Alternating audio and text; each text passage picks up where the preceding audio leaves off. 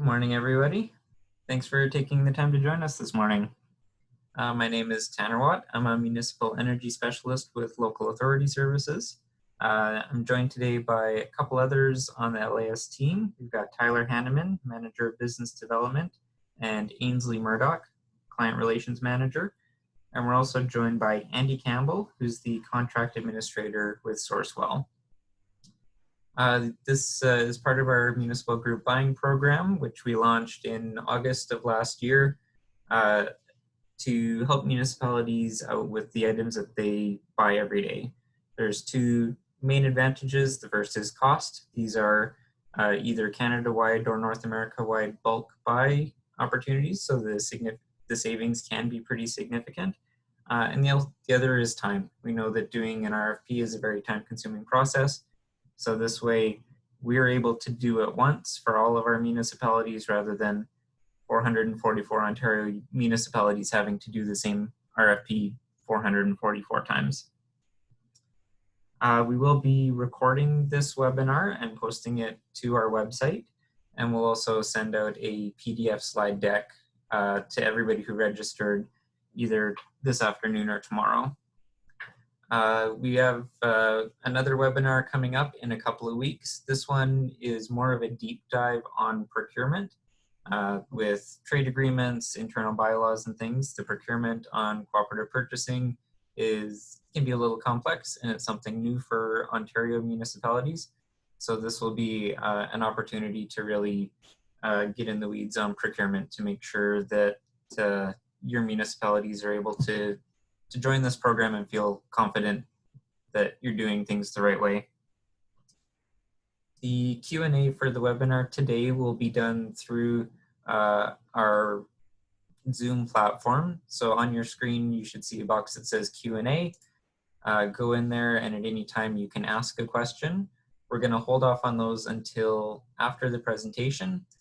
So once we wrap it up, I'll come back online and we will read those questions out and have Andy answer them for us. So with that, I will hand it off to Tyler to start us out. Perfect. Thank you, Tanner. And thank you everybody for joining us today. I know it's crazy times out there. It's a very different world. April 8th than it was March 8th than it was February 8th. So I just want to, thanks again for taking the time out of your day, and hopefully you do find some value out of this webinar.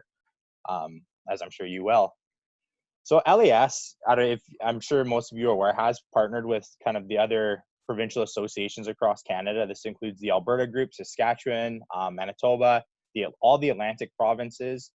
So we've pretty much partnered with everybody except for Quebec at this time, and that's more of an administrative thing than an English-French thing. And that's because we need to be able to write our tenders in technical French, and we just don't have the capacity to do that. It's something we're looking at in the future, but it's just not at this time.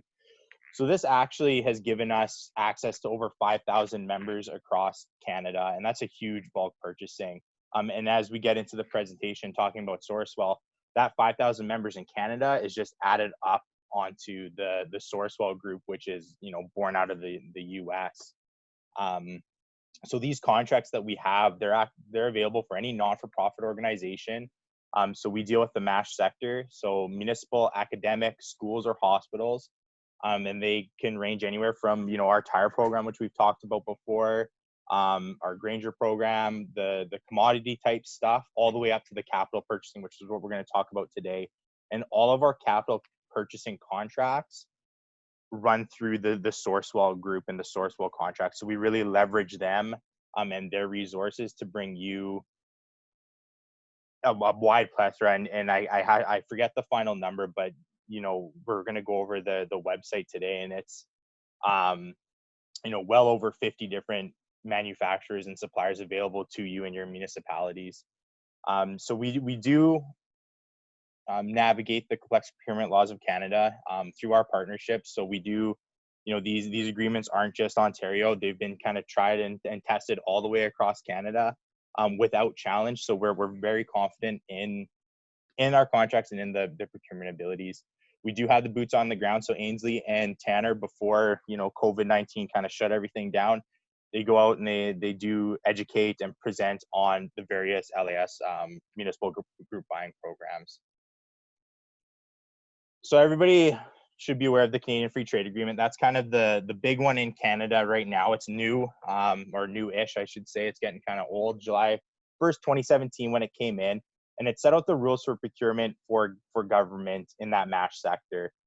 So the big one for us, because we won't touch on the construction too much, and it's not something we're looking at in the foreseeable future, is that goods and services, that $101,100.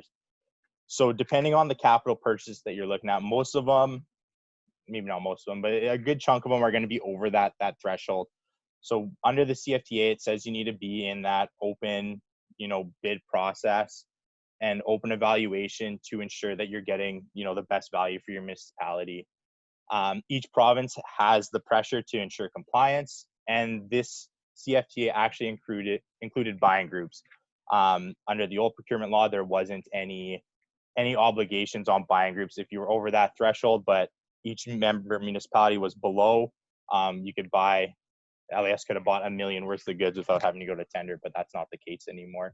So that's why LAS puts out the tenders in conjunction with Sourcewell, in conjunction with the RMA and the other provincial associations, to kind of meet these needs. So we are going out on your behalf. So we list, all LAS members or the municipalities of Ontario or any MASH sector entity in Ontario. We have heard from members that they would like to start seeing their actual municipality listed within our RFP, and that's something that we're going to be adding up here in the fall. Right now, we're in line with what the provincial government does, the Ontario government, and other provinces across Canada, as well as what the federal government does for their RFPs and standing offers. Typically, with a government of Ontario one, it'll be, any municipality within Ontario can leverage this, standing offer agreement. So we're always trying to look to be more compliant. So it's where we've heard your issues, and we're looking to rectify it. So kind of as I said before, group procurement is allowed under the CFTA and CETA. We just have to follow the same rules that you would have as a municipality, as an individual entity. So we have to be fair, open, transparent, and non-discriminatory. We post the RFP solicitations congruently with Sourcewell. So Andy's going to jump in onto the website where you can find all the RFPs, and we co-post those exact same ones into Canada. LAS uses the MERC's website, which is recognized across Canada. That's what the federal government uses as well. And we also go into each provincial. Some of the provinces has their own, like Saskatchewan has SAS tenders. So we will post on their individual ones as well. We do ask the members to post a notice of intention to use the purchasing group. And this is kind of an annual thing saying municipality X intends to use, the LAS group, municipal group buying program. And this is available on the website, I believe, and or Tanner or Ainsley can send them out to you individually to post.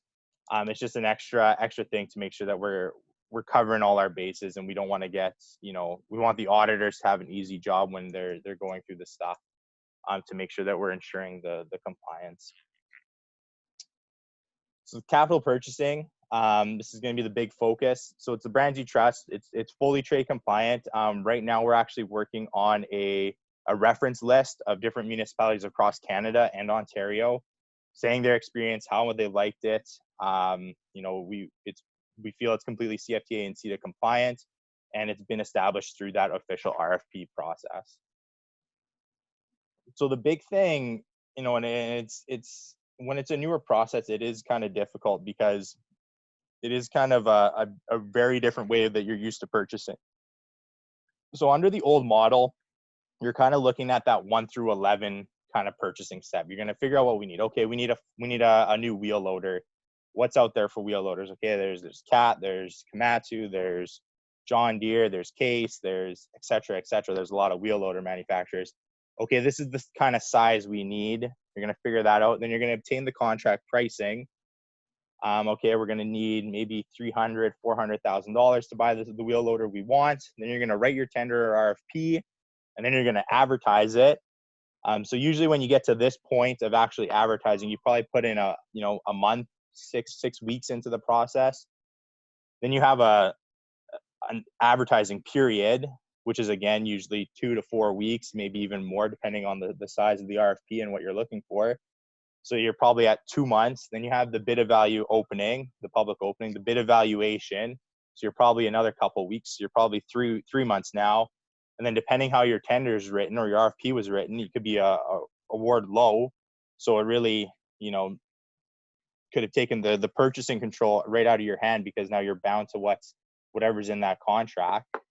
And then you're going to issue your PO based on your award, and then, you know, whatever that lead time is to receive the equipment. Under the LAS programs and through the Sourcewell contracts, what you can do is you can go figure out what you need, research the options, really leverage your vendors and get the best value for your municipality. These are best value contracts.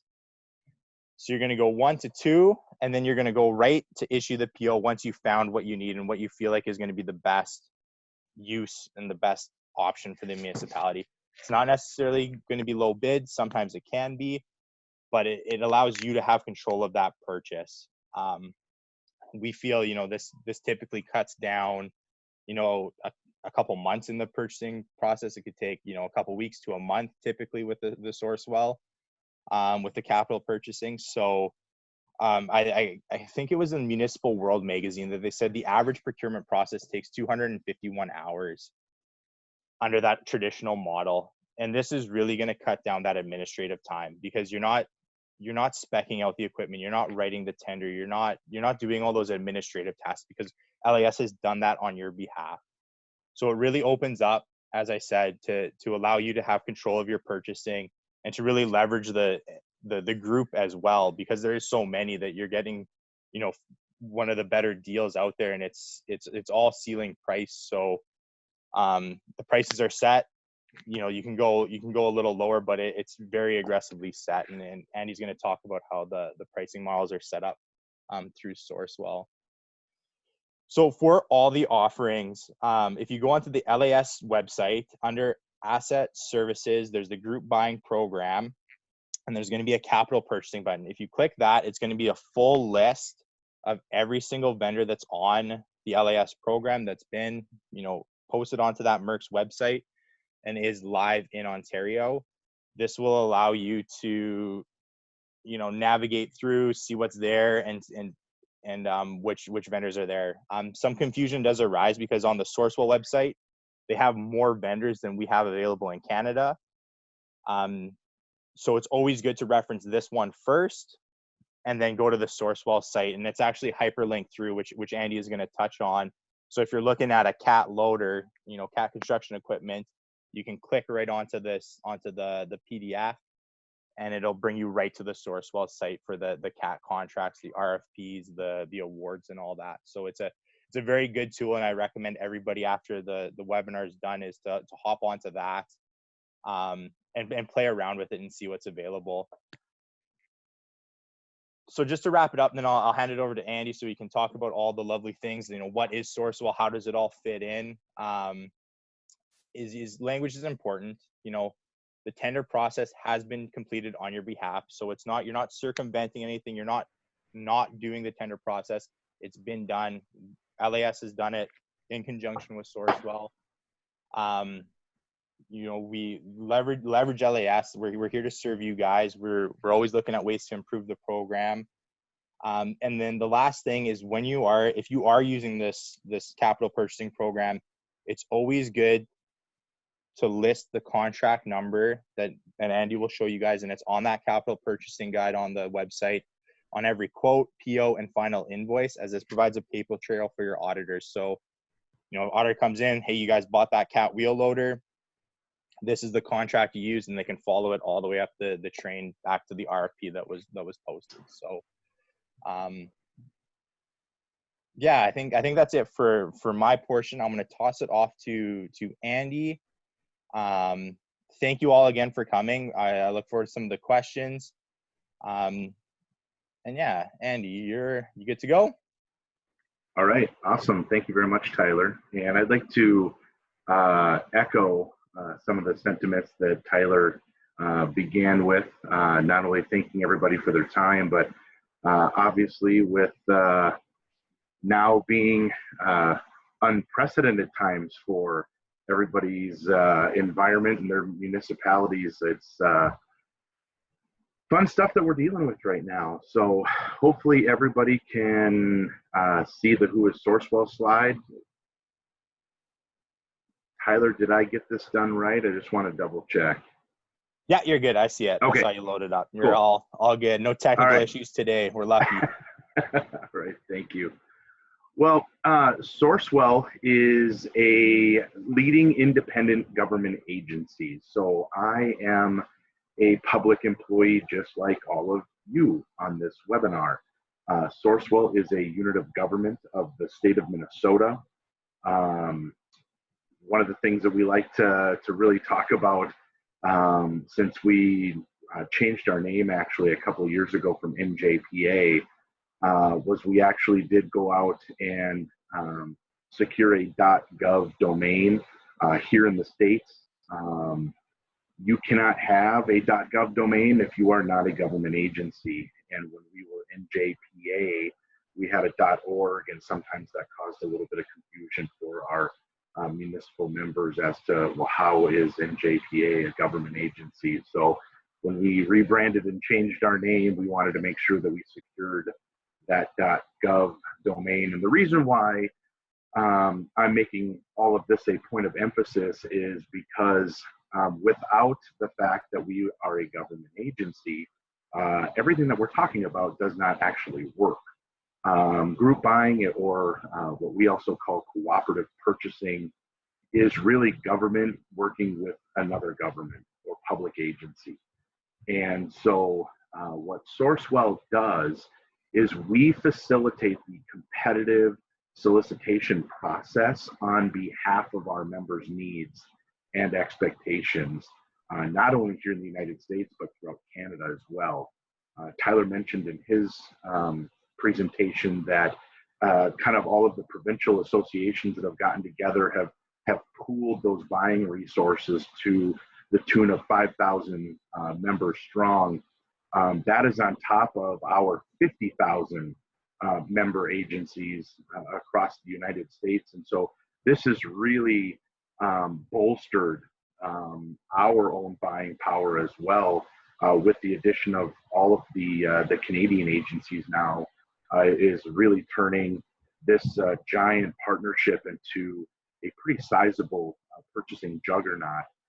And so, again, the important piece here is because Sourcewell is a government agency itself, we have the legal and legislative authority granted to us to perform this competitive solicitation process and award contracts accordingly. Our membership base is very similar to, again, kind of what Tyler was talking about previously, the MASH sector. We break it down kind of into these three buckets, if you will: state and local government entities, or provincial.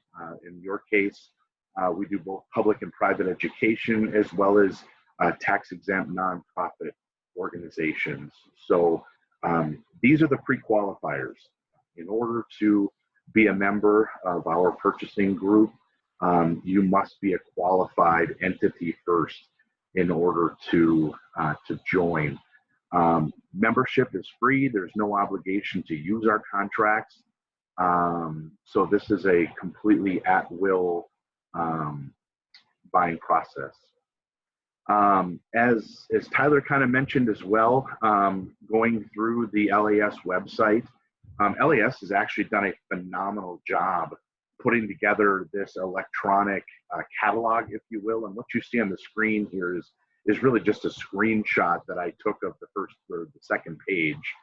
And these hyperlinked contract numbers are what he was talking about. These are just some of the categories that we have that are represented under this buying group. As you can see, it is a fairly substantial list. There are a lot of different options that we can assist your municipality with when it comes to your purchasing needs, especially on the equipment side of things.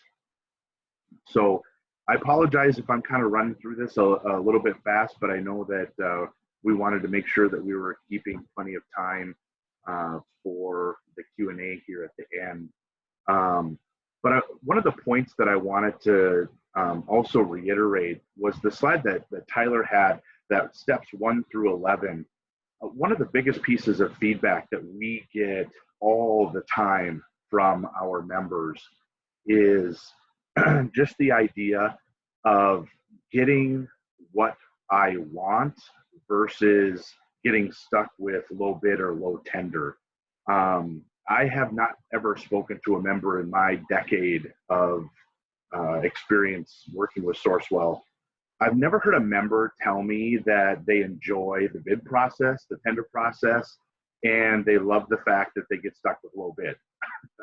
I say that obviously in jest, but 99% of the time, and I'm sure everybody on this call can probably relate, when a purchasing professional goes into any purchasing situation, many times they'll already know in advance who they want to work with. And they've a lot of times either because they have a pre-existing relationship with a previously awarded contract holder, or just through their research, they've determined that they kind of have an idea of who they want to work with.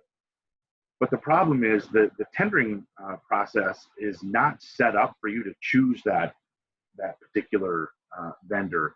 Many times, once a tender becomes public and is on the street, you really kind of lose control of it because you have no idea who's going to respond and what they're going to respond with. You just have to deal with that through the evaluation process. And if a supplier that you don't want to work with or didn't know about and discover that you may not want to work with, if they end up coming in low bid, a lot of times that can be a really awkward or uncomfortable situation because the preferred vendor that you wanted to work with was not low and therefore are not an option right now. And so this is probably the #1 reason why our members utilize our contracts, is because they see the vendors, they see the brands that we have our contracts with. That's who they want to work with, but they still need to satisfy all of these open, fair, transparent, non-discriminatory policies that they have with their purchasing. And by utilizing a cooperative contract that is held by a fellow government agency that already did that, you're satisfying those same requirements. So it's really kind of giving you the best of both worlds. And I really like that graphic that Tyler used, showing how you can kind of go from step 2 to step 10. We're not talking about skipping those. We're talking about satisfying those without you having to duplicate those efforts. So the other point that I wanted to get into before I skip into the website too much, Tyler had mentioned the kind of the pricing model that we award our contracts under. And as he mentioned, our contracts are what we call ceiling based, or not to exceed prices. We have a lot of members that may want to buy multiple units at one time. A really common thing is a municipality may have a fleet of mobile refuse trucks, and they want to turn over their fleet in thirds. So this first purchase, they may do 3, the next one another 3, and then the third one another 3. So they're kind of expecting the fact that they're buying 9 trucks over 3 years, that their per truck price is going to probably be a little bit better than had they only gone and purchased 1 truck at a time. Our contract allows for that flexibility from the particular vendor of record. So at this time, what I'm going to do is I'm going to do my best to stop sharing the PowerPoint and take you now to our website. Tyler, did I do that one right as well? Can you guys see? Killing it, Andy. It looks great. Okay.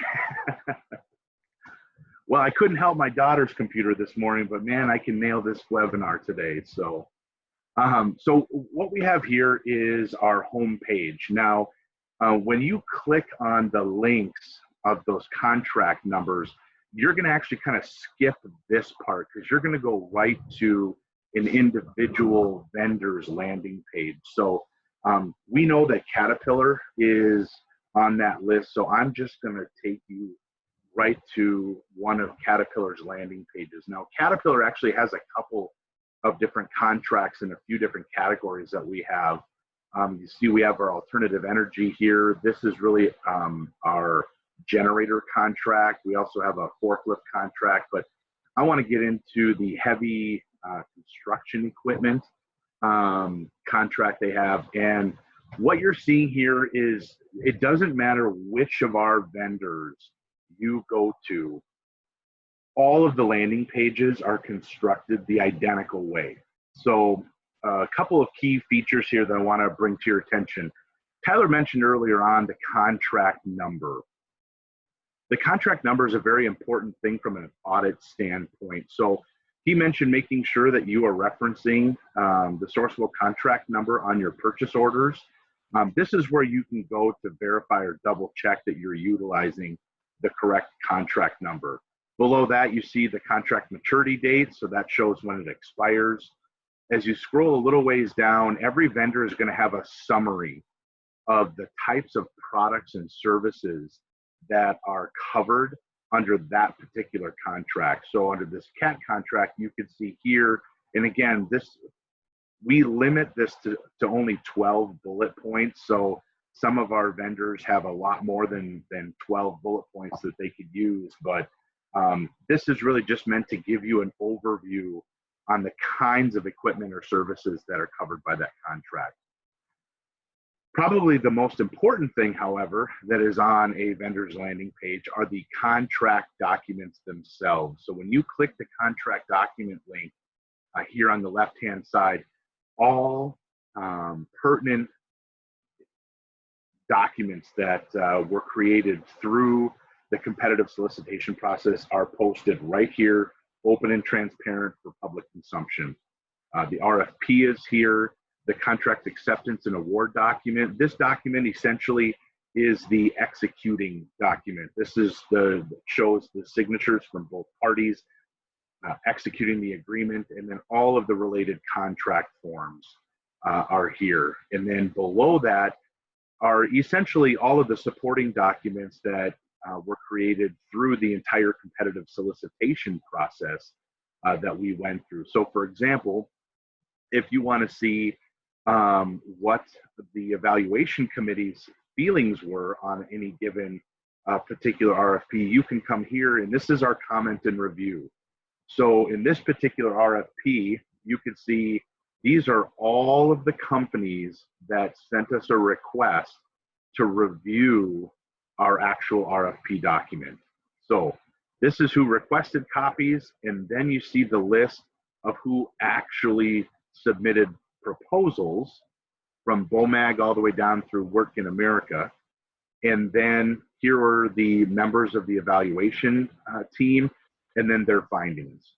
So that's just to give you kind of a summary on what their evaluations were and everything else kind of associated with the contract. Let's say you may not know which vendor you want to work with, but you know that you're working in a particular category. We have, if you click our cooperative purchasing link here and then go to the overview, this is the page that you're taken to. So Tyler did mention we have a lot more contracts than are perhaps ready to be used in Canada. But if you're just trying to get an idea of what are the types of contracts that are available, this is where you can go to kind of navigate that. As far as anything specific to Canada is concerned, it's going to be all under our cooperative purchasing side of this particular website. So again, I realize I'm kind of going through this fairly quickly, but I know during our group chat that if you have any questions, you certainly can put those in, and I'll be happy to cover those. So that was pretty much what I had. Like I said, I went through it rather quickly, but At this point, Tanner, I will be happy to turn it back over to you. All right. Thanks, Andy, for running us through that. Like Tyler mentioned earlier at the start, we do have a CFTA compliance letter.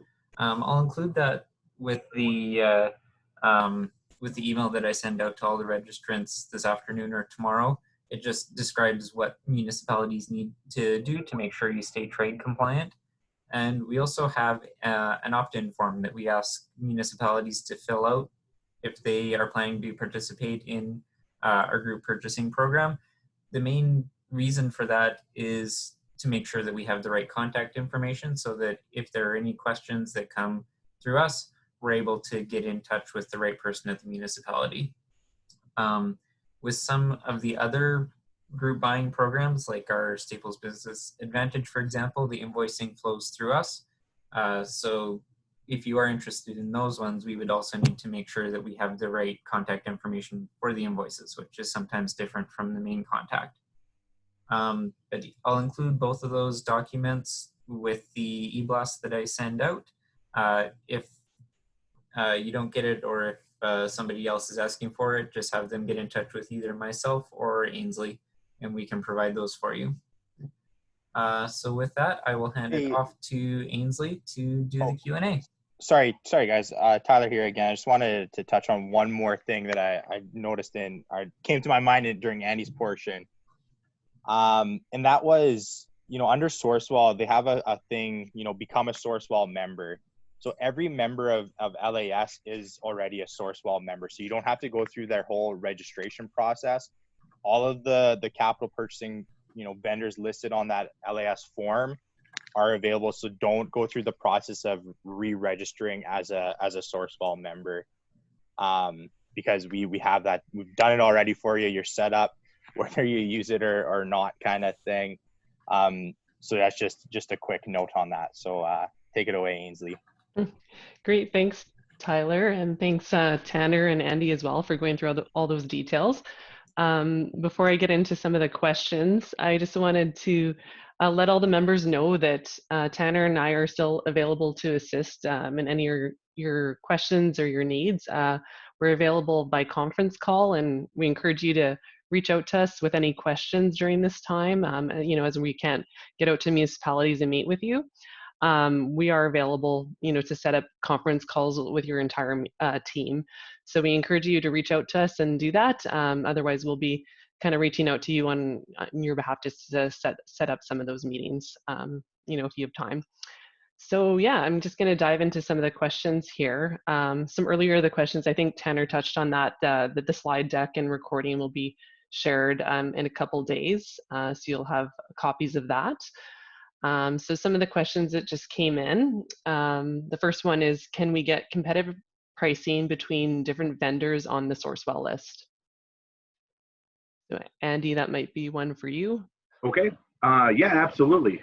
We have here in the States, we have heard the affectionate term used, a bake-off, where in categories where we have multiple award, a member may decide to get, so let's say that the category has 5 awardees and they're interested in getting quotes from 3 of them. You absolutely can go to all 3 awardees and say, I want your Sourcewell awarded contract price, and go to all 3 and get 3 contract prices and compare all 3. Great. Okay. Thanks. This is another one for you, Andy. The next question is, can Andy explain the exchange rate formula? Since I see the pricing on the Sourcewell contract, so how does that work exactly? Is it subject to rate exchange at the time the order is placed? Sure, great question. Probably the vast majority of our vendors have submitted their pricing to us in US dollars, and they're handling the exchange rate where you will get a quote in Canadian dollars, but when you're comparing your quote to the contract price, if you reach out to us and actually have us send you the contract pricing, you'll see that in US dollars. And what most of our vendors have chosen to do is say, they'll give you a quote in Canadian dollars, they'll honor that quote for a specific period of time, perhaps it's 30 days, 40 days. I guess it kind of depends on what the volatility of the exchange rate is doing. You'll always get your quote in Canadian dollars, but when you're comparing it to our contract documents, those will be in US. Now, a slight trend that we're starting to see with more of our suppliers that are beginning to do more and more business in Canada through their Sourcewell contract is providing a Canadian specific pricing guide. And so you really just need to ask the particular supplier that you're working with if their Sourcewell contract pricing is available in Canadian dollars or if it's just in US dollars. So hopefully that answers the question. If I need to expound, let me know. Okay, thank you, Andy. This looks like another one for you as well. So the next question is, does it outline in the RFP document the pricing matrix? That is like, what is the percentage discount? And when we look at pricing, it only states discount off current year MSRP. So does the vendor submit a pricing schedule each year? Okay, I'll have to probably break that down into a couple of different answers for you. So does it outline the RFP document, or is the pricing matrix outlined in the RFP document? Yes. I don't want to overcomplicate this, but last year we changed our procurement system from receiving hard copy paper responses to a fully online e-procurement system. And that changed the look and the structure of the responses. So it's going to depend on which contract you may be looking at. So I have to kind of answer this in two different ways. In the older version, so basically any contract that was awarded prior to the summer of 2019, the answer to your question is going to be located in what was called our Form P, as in Paul. Form P has a number of different questions specifically directed to what is the type of pricing that you are proposing in your response. Anything that was awarded post the summer of 2019, and especially now going forward, we got rid of all of our forms and now it's just one linear vendor questionnaire, and I can't recall the specific question right off the top of my head that does address it, but the direct answer is yes, the pricing matrix is outlined in both versions of our RFP. So it will define what the percent discount is, and we also have a process that we call our price and product change request. So what this process allows an awarded vendor to do is change the products that they offer so long as it's still under the scope. But a lot of times a manufacturer will obsolete models and replace them with new models, or they may through R&D come up with entirely brand new technologies. And we want to be able to make sure that we're offering our members the latest and greatest of everything that a vendor has to offer, again, so long as it falls under the scope of the original RFP they responded to. Along those same lines, not only can a vendor update their products, they can also update their pricing. So as everybody is aware of, for the last, easy 18 months, steel has been all over the board. And and it's not uncommon for all kinds of different commodities to have, back when fuel was around $100 a barrel, the cost of any petroleum-based products all of a sudden started to skyrocket. So the pricing and product change request allows for flexibility in markets as well. So a vendor does have the ability to update their pricing on an annual basis. And that would be the process then that a vendor, so whenever you were to request the pricing file from Sourcewell, you will always be getting the most current pricing that is available and has been approved by the vendor. Great. Okay, thanks. I think that answered that question. I think they also had to do the vendor submit pricing schedule each year. I'm not sure if you answered that one. That is not necessarily a requirement. It's really up to the discretion of the awarded vendor. We've got some vendors who the pricing they submitted, they were fine keeping for the entire 4-year term of the contract. We have others that say, well, no, our pricing changed, it changes every 6 months, or it's really, we don't dictate the frequency in which the vendor changes. So it's really kind of up to the vendor how and when they want to do that. Now, what we do is we're going to monitor to make sure that a vendor isn't changing their pricing every month. In fact, we kind of loosely have a policy that we advise our vendors to not ask for any sort of pricing update more than on a quarterly basis. And if they are doing it on a quarterly, it is a very thorough review as to why. And usually, and the only time that is happening that often is when there's a ton of volatility in the commodity markets. Okay, great. Thank you, Andy. So we have the next question here is, we are currently a Sourcewell member and list the Sourcewell number on our bids. Is there a benefit from switching to LAS? Yeah, and I'll hop in and take this one, Tyler here. Definitely there's a benefit to switching to LAS. So with, it's going to be, you're using the same contract, the pricing will be the same, the vendors are the same, you're still dealing with the same dealers.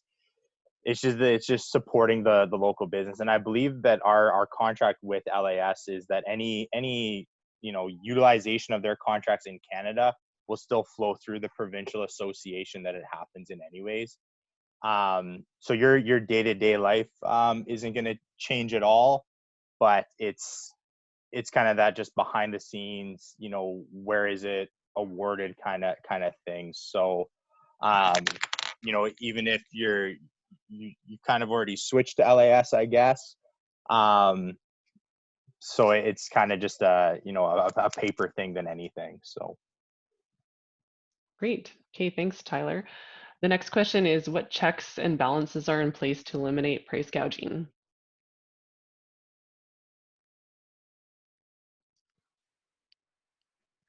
I guess I can handle it from the Sourcewell perspective, and then I don't know if Tyler or Tanner or Ainsley, if you guys want to take the LAS version of that. Quite frankly, the biggest thing that we have found is that because our pricing is ceiling based, you can't sell above the contract price. So right there pretty much eliminates price gouging. During the evaluation process, there is a number of very pointed questions that we ask to drill down to determine the aggressiveness of the pricing that we're getting. And by and large, pretty much every vendor that ever responds is giving us what they claim to either be their best government pricing in the country or equal to their best pricing. So we know going into the award, we're already getting pretty aggressive pricing and they can't sell above that. So if a member gets a quote and they think, wow, this seems really high, all they have to do is compare it to the contract price. And as long as the price they received is at or below whatever our contract price is, it is a legitimate price as far as we're concerned contractually. Great, thanks, Andy. I'm not sure, Tyler, if you had anything to add to that, but no, I'll echo the same thing Andy said. It's the contracts are in place. The only thing, if to put your municipality at ease, is maybe go to do multiple vendors under the contracts. You're buying a wheel loader, let's get a cat quote, a deer quote, a case quote, kind of thing. Then you can kind of see the pricing where it's at. But no, and it's like Andy said, if you have a quote and it doesn't feel right, doesn't whatever, you can always send it to us and we can contact the folks at Sourcewell and compare it against the contract, and they can very easily say, yes, they are, that is their contract price. It's important to note that most of these contracts, and all, I think majority of them are actually with the manufacturer of the equipment or the capital purchase, and that flows through the local dealer. And I think it actually answers one of the next questions here. Can we buy through our local dealerships using the Sourcewell contracts? And it's yes. So if you're buying a John Deere, you're going to be dealing with the Brandt tractor now in Ontario. If you're buying and I'm going to screw up my fire truck manufacturer, so maybe I won't say them, but you're going to be dealing with your same salesperson you've always been dealing with for that product. So the sale flows through. They're just using that discount structure set up by the Caterpillar, set up by the manufacturer. So everything remains local. Everything stays within the municipality or within the province. And you're still, like I said, dealing with the salesperson. You're still getting it serviced at the same thing, the same place you always have. It's just leveraging that group buying, that cooperative buying, take some administrative stress off your plate, as well as see some pricing discounts with some of the contracts as well.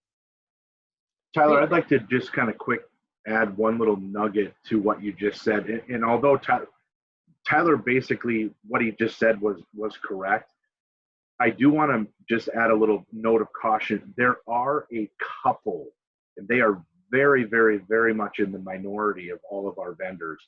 There are a couple of the factory contracts that we have that have chosen that the PO needs to go through them. Even though they have a dealer, it'll be serviced, it'll be delivered, the dealer will actually still be involved in the conversation, but when you're ready to cut a PO, there are a very limited number, but you would probably just want to be double checking this, where the vendor is requiring that the PO be cut directly to the contract holder.